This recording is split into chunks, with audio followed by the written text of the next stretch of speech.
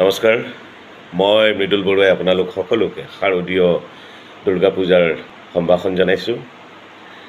বেচিমেৰী আঞ্চলিক গাঁও উন্নয়ন পৰিষদৰ সৌজন্যত 68 সংখ্যক শ্ৰী শ্ৰী দুৰ্গা পূজা মহোৎসৱৰ উপলক্ষে আমি বৰদৈচিলা থিয়েটাৰ 3 দিনৰ নাট কাৰ্যসূচী হাতত লৈ আপোনালোকৰ মাজলৈ আহি আছোঁ। অহা 12, 13 আৰু 14 অক্টোবৰত আমি বৰদৈচিলা থিয়েটাৰে আপোনালোকৰ সন্মুখত নাট প্ৰদৰ্শন কৰিম।